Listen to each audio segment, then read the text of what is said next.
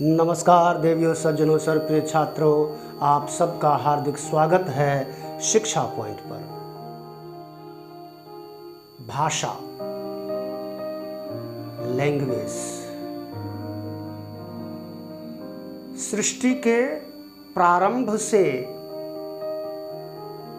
जब ये पृथ्वी और दूसरे ग्रह उपग्रह बने और इनका जो निर्माण हुआ, तो धरती पर मानव का अवतार तो बहुत बाद की घटना है।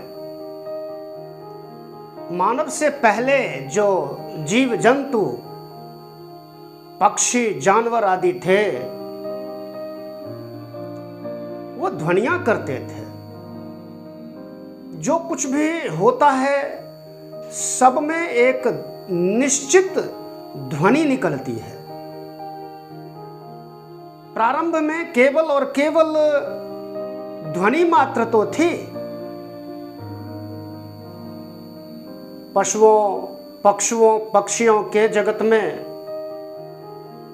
और प्रकृति, पूरी प्रकृति, पेड़ पौधे, पहाड़, नदियां, झरने, कल कल छल छल बहती नदियों की ध्वनियां, समंदर में उठती लहरों की ध्वनियां, पक्षियों की ध्वनियां, जानवरों की ध्वनियां, पत्ते गिरते हैं, झड़ते हैं, उनकी ध्वनियां, यही सब ध्वनियां थीं। मानव का जब विकास हुआ, मानव का जब इस पृथ्वी पर अवतरण हुआ, तो मानव भी केवल और केवल ध्वनियां ही निकाल पाता था। वैज्ञानिक रूप से मानव के विकास के भी कई चरण हैं। आदि मानव से लेकर के और आधुनिक तक जो मानव का जो विकास क्रम है, उस विकास क्रम में सबसे पहला जो विकास है वह भाषा का है। अनेक ध्वनियों को जब मानव को ज्ञान विज्ञान की प्राप्ति हुई, कुछ जानकारी हुई, बौद्धिक विकास हुआ, तो मानव को लगा कि इन ध्वनियों को एक निश्चित नाम दिया जाए, एक चिन्ह निर्धारित किया जाए, ताकि इन ध्वनियों को भाषा में, शब्दों में, वाक्यों में बदलकर एक निश्चित भाषा का विकास हो सके। पेड़ से पत्ते जब गिरते हैं ना, तो पत्ते का नाम पत्ता क्यों है या पत्र क्यों है? जब पत्ते जमीन पर गिरते हैं तो पत्र की सी आवाज होती है। तो मानव ने उसको पत्र नाम दिया, पत्ता नाम दिया। मैं बात कर रहा हूं यहां भारतीय संदर्भ में, क्योंकि हमारे यहां ज्ञान विज्ञान की जितनी पुरानी परंपरा है, धरती के किसी अन्य हिस्से में तो बाद में वो विकास हुआ है। दुनिया में जब लोग बड़बड़ाना भी नहीं जानते थे, तभी बहुत, आज से हजारों वर्ष पहले ज्ञान विज्ञान की गंगा यहां बहने लगी थी। ऋषियों मुनियों ने जो वाणियां थी, जो वाणी थी, वाणी के रूप में उन्होंने जो ज्ञान विज्ञान दिया, वह अपने आप में अद्वितीय है। ये दुनिया स्वीकार करती है। दुनिया भर के भाषा वैज्ञानिक और तमाम लोग इस बात को स्वीकार करते हैं। प्राचीनता धरती के विभिन्न हिस्सों में है, इससे इनकार नहीं किया जा सकता। प्राचीनता, भाषिक प्राचीनता केवल हमारे ही देश में है, ऐसा भी नहीं है। कहने का तात्पर्य यह है कि यह सबसे प्राचीनतम है। इसी तरह से जानवरों नदियों, झरनों, पहाड़ों आदि से जो उत्पन्न ध्वनियां थीं, उन ध्वनियों को नाम दिया जाने लगा। फिर धीरे धीरे भाषा का विकास हुआ। झरने से जो पानी गिरता है वो झरझर की आवाज होती है, इसलिए उसका नाम झरना है। तरह तरह के पक्षियों की जो ध्वनियां होती हैं उनके भी अलग अलग नाम हैं, ये मानव ने दिए हैं। वो उन ध्वनियों को अंदाज करके, अनुमान करके कि ये आवाज है, ये ध्वनि है, इसका ये नाम दो। उदाहरण के लिए पक्षी चहचहाते हैं, शेर दहाड़ते हैं, नदियां कल कल छल छल कर कर बहती हैं, करती हुई बहती हैं। उसी तरह समंदरों की उठती हुई लहरों की भी ध्वनि है। भाषा के मूल में अगर देखें तो भाषा शब्द भाष, संस्कृत के भाष धातु से बना है। भाष का अर्थ है बोलना, और इसकी आवश्यकता इसलिए हुई क्योंकि मानव अपने ज्ञान विज्ञान, अपने विचारों और भावों का आदान प्रदान करने के लिए इस भाषा का इस्तेमाल करता है। प्रत्यक्ष और परोक्ष दृष्टि से अगर भाषिक तत्व का विश्लेषण करने लगें और ये सोचें कि भाषा का विकास, उसका प्रारंभ कब से हुआ, तो इसका एक निश्चित इतिहास है नहीं। परोक्ष दृष्टि से यह दार्शनिक विश्लेषण है, प्रत्यक्ष रूप से यह व्यावहारिक दर्शन है। पहले इशारों में बातें होती होंगी, ध्वनि मात्र से विचारों का आदान प्रदान होता होगा, और सांकेतिक भाषा तो हम सभी जानते हैं कि संकेतों से भी भावों और विचारों का आदान प्रदान होता है। शब्द बोलना यह बहुत बाद की बात है। अरस्तु का, महान दार्शनिक अरस्तु का ये जो सांकेतिक दर्शन या प्रत्यक्ष दर्शन है, उससे ये प्रमाणित होता है कि संकेत मात्र से भाषिक विचारों का आदान प्रदान हुआ करता था। धीरे धीरे धीरे भाषा शब्द की उत्पत्ति हुई, भाषा बोलने के क्रम में एक भाषा का विकास हुआ, और हम सभी जानते हैं ज्ञान विज्ञान और भाषा की दृष्टि से प्राचीनतम जो भाषाएं हैं वो दुनिया में गिनी चुनी हैं। ग्रीक, लैटिन, और हमारी परंपरा में, भारतीय विचारधारा में वैदिक संस्कृत, लौकिक संस्कृत और आज की जितनी भी भाषाएं, बोलियां हैं, इन सब का विकास हुआ। अगर भाषा को व्यावहारिक दृष्टि से देखें तो इसका दो तरह से व्यवहार होता है। एक बोलकर, पहले मौखिक भाषा ही है, सबसे पहले मौखिक रूप से ही भाषा सीखी जाती है। आज तो मानव परंपरा में, घर परिवार में जो बच्चा पैदा होता है तो वो अपने घर की भाषा को सबसे पहले सीखता है।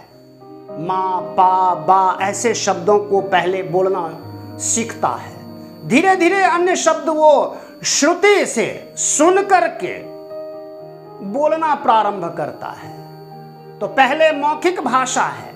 मुख्य दो रूप हैं भाषा के, मौखिक और लिखित।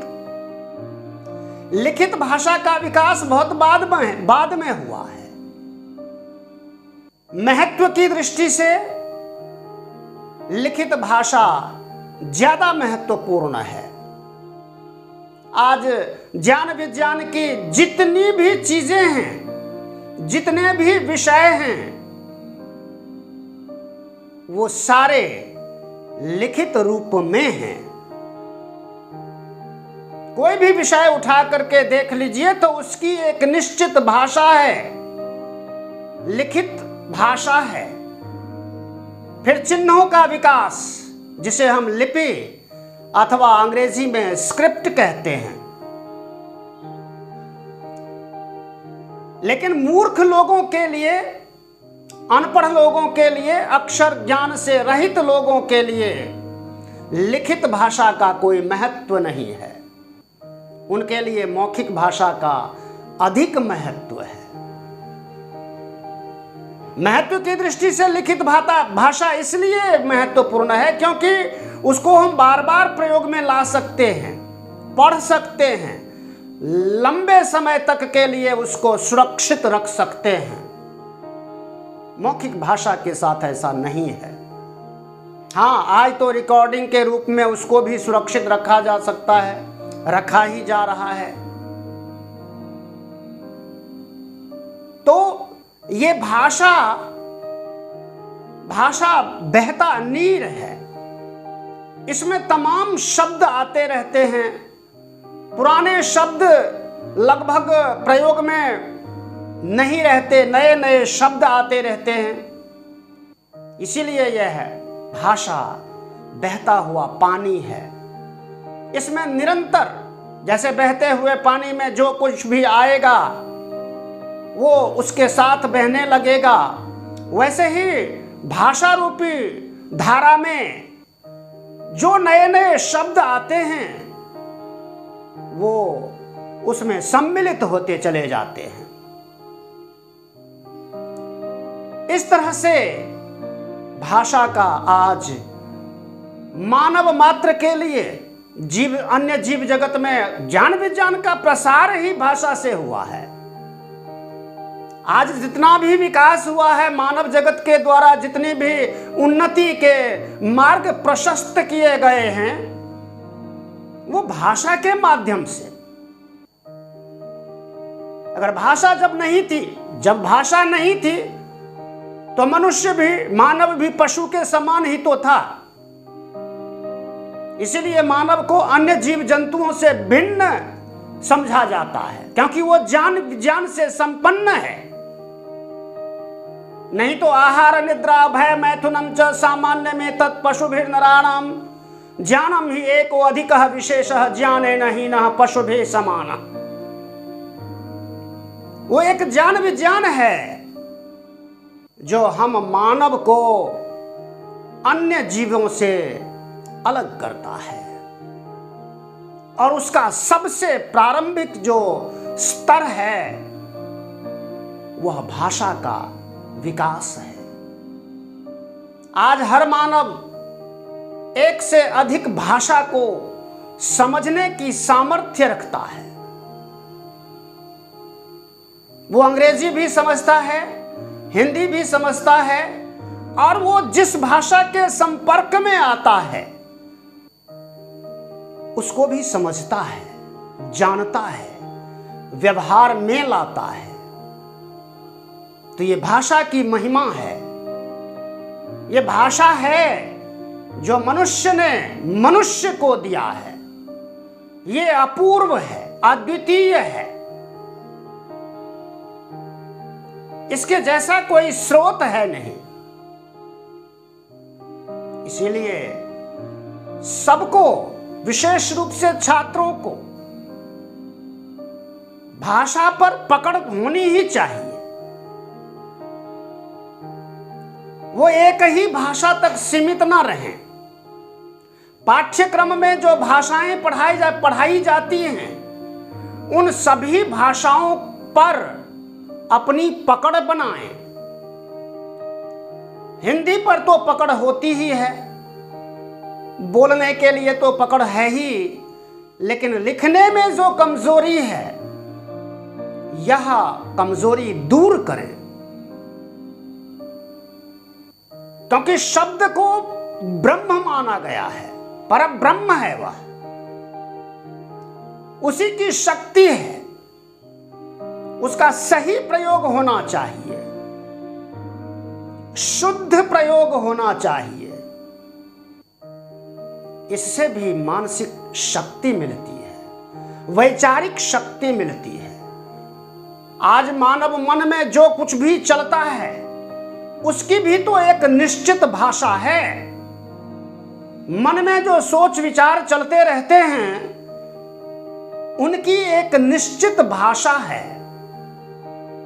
वो हिंदी हो सकती है, अंग्रेजी हो सकती है, जो जिस भाषा में पला बढ़ा है उसकी सोच विचार में वही भाषा मूल में है। तो भाषा अपने आप में निराली चीज है। इसका सम्यक ज्ञानम परम आवश्यकम, इसका सही ज्ञान होना बहुत ही आवश्यक वस्तु है। भाषा होती नहीं तो हम गूंगे ही तो होते। आज भाषा है तो हम निश्चित शब्द बोल पा रहे हैं, वाक्य बोल पा रहे हैं, लंबा लंबा व्याख्यान बोल देख पा रहे हैं, चाहे बोलकर या लिखकर। तो ये भाषा की बदौलत है। इस भाषा को, तमाम भाषाओं को ठीक से समझें। जितनी भाषाओं की जानकारी हो जाएगी, जीवन में समझना चाहिए कि आप ज्ञान विज्ञान के स्तर को उतना ऊंचा उठा रहे हो। आज हम अंग्रेजी की बात करते हैं तो अंग्रेजी का वर्चस्व है, तो ये छात्रों की जिम्मेदारी है कि आज के युग में अंग्रेजी के ज्ञान के बिना आप अधूरे हो। You have to speak English, write English,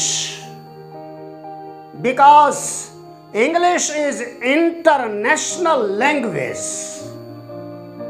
Internationally यह संपर्क भाषा है, contact language. We all have acquired the knowledge of English because it is international language. We have to think in English. जब तक हम अंग्रेजी में नहीं, हमारी सोच अंग्रेजी में नहीं है, हिंदी में है, मातृभाषा में है, तो अंग्रेजी पर पकड़ बनाने के लिए जरूरी है कि सोच भी अंग्रेजी में होनी चाहिए, मानसिक विचार भी अंग्रेजी में होने चाहिए।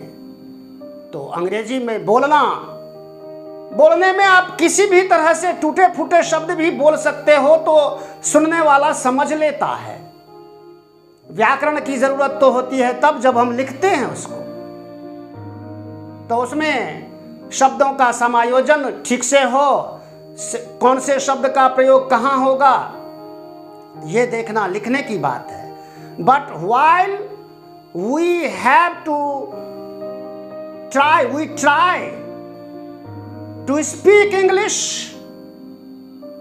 must speak, whether it is right grammatically or wrong,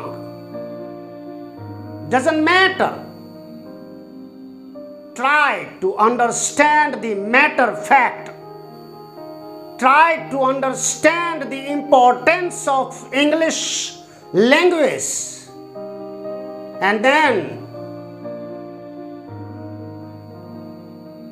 begin speak English. Thank you all. Please subscribe the channel Shiksha Point.